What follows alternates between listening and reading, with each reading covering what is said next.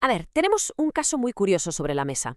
Chile, un país que sobre el papel tiene unas leyes de transparencia que son, de verdad, la envidia de toda la región. Y sin embargo, algo no cuadra. Su reputación como país íntegro está en caída libre. Así que en este análisis vamos a meternos de lleno a investigar esta paradoja, este enigma de gobernanza.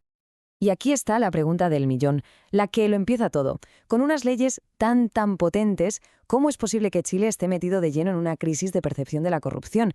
Es que no parece tener sentido, ¿verdad? Bueno, pues ese es exactamente el misterio que vamos a intentar desentrañar.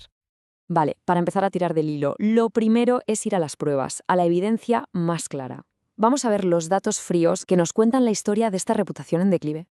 Aquí lo tenemos, el índice de percepción de la corrupción de 2024. Chile saca un 63 sobre 100. Y bueno, a simple vista uno podría pensar, oye, no está tan mal. Pero como casi siempre, la clave está en el contexto. El número por sí solo no cuenta toda la historia. Y es que ese contexto es demoledor, porque esa puntuación de 63 sitúa a Chile en el puesto 32 de 180 países. ¿Y qué significa eso? Pues que es literalmente su peor clasificación en toda la historia. Ahí es nada. Y si miramos la foto más reciente, la cosa se pone aún más preocupante. La puntuación ha bajado 3 puntos. 3 puntos en un solo año. Es una caída en picado que, desde luego, hace que salten todas las alarmas. Claro, si abrimos el plano y lo ponemos en perspectiva histórica, es cuando se ve la verdadera magnitud del problema. La media histórica del país, desde 1995, está casi en 70 puntos, y ahora la puntuación es de 63. O sea, esto no es un mal año, un bache. No. Estamos hablando de una tendencia a la baja y que parece estructural. Vale, hasta aquí los síntomas. La percepción es solo la fiebre, por así decirlo. Pero, ¿cuál es la enfermedad, la causa de todo esto? Para descubrirlo, tenemos que ir más allá de la percepción y empezar a seguir las pistas, a ver qué encontramos. La primera pista importante nos la da el índice de Estado de Derecho, el ROLI. Este indicador es clave, es fundamental, porque mide precisamente la solidez de las garantías legales, si la justicia funciona de verdad. En fin, mide si existe el ecosistema necesario para que un derecho como el de acceso a la información sea real y no solo una declaración de intenciones. Y aquí viene lo interesante. La puntuación de Chile es de 0,66 sobre 1. Pero ojo, lo más revelador no es el número como tal, sino que está estancado, congelado.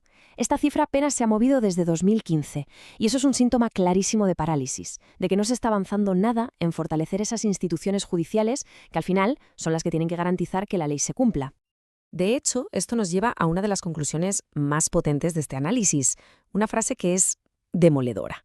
Dice que el Poder Judicial actúa como un punto de veto al derecho a la información.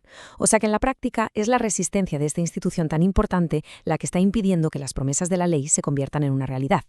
Venga, vamos a por la segunda pista, la encuesta de presupuesto abierto, la OBS.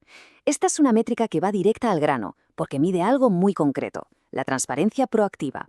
Es decir, cuánta información publica el gobierno por su cuenta sin que nadie se la pida sobre cómo se gasta el dinero de todos. Y aquí los resultados. Son para analizarlos con calma. Chile saca un 60. El problema es que el aprobado, por así decirlo, la barrera para considerar que hay información suficiente para que la sociedad pueda debatir, está en 61. Por un solo punto. Se quedan a las puertas. Y puede parecer poco, pero no cumplir con ese mínimo es un fallo crítico. Pero si la transparencia se queda corta, lo de la participación ciudadana es casi inexistente. La puntuación es un 11. Un 11 sobre 100. Esto es dramático. Significa que las oportunidades reales para que la ciudadanía pueda influir en los presupuestos son prácticamente nulas. La vigilancia de la gente en la práctica está totalmente anulada. Y llegamos a la pista final, que cierra un poco el círculo, el papel de la prensa. Aquí el dato es alarmante. Chile ha caído 17 puestos en la clasificación mundial de libertad de prensa. 17, hasta el puesto 69. Y esto es crucial, porque al final, si se debilita a la prensa, se está debilitando a uno de los actores clave que usan estas leyes de transparencia para pedir cuentas al poder. Muy bien, tenemos todas las piezas sobre la mesa. El estancamiento judicial, una transparencia que no llega al mínimo, una participación ciudadana casi nula y una prensa bajo presión.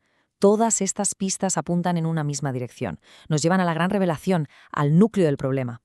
Y este problema tiene un nombre técnico, pero muy descriptivo: la brecha crítica de implementación. ¿Qué significa esto en cristiano? Pues es básicamente el abismo que existe entre tener unas leyes de transparencia fantásticas en el papel y la realidad de su aplicación, que es deficiente e ineficaz. O sea, la ley está ahí, muy bonita, pero no se está aplicando como se debería. Y esto nos lleva a lo que el análisis llama una simulación de transparencia. Y es un concepto muy potente. Porque a primera vista los datos parecen incluso buenos. Un 70% de las instituciones del gobierno publican la información que la ley les obliga a publicar. Si uno ve ese número, podría pensar, ostras, un 70% no está nada mal. Pero aquí viene la trampa, la letra pequeña. De toda esa información, solo el 16% se publica en formatos de datos abiertos. ¿Y el resto? Pues son PDFs, imágenes, formatos cerrados que hacen imposible un análisis de datos a gran escala. Es el ejemplo perfecto de cumplir para no cumplir. Se cubre el expediente, pero se bloquea la fiscalización real, sobre todo donde más importa, en las contrataciones públicas. Esta tabla lo resume todo a la perfección. Es que es el cara a cara entre lo que la ley promete y lo que pasa en la realidad. La ley habla de acceso universal por defecto. La realidad es que hay denegaciones y retrasos sistemáticos. La ley exige datos suficientes para el debate. La realidad es que hay zonas opacas. La brecha es brutal, en todos los frentes. Bueno, ya hemos puesto el dedo en la llaga, ya está identificado el problema. Ahora, ¿qué hacemos? Porque el análisis no se queda solo en el diagnóstico, sino que también se moja y propone una hoja de ruta, una serie de recomendaciones muy claras para empezar a cerrar esta brecha.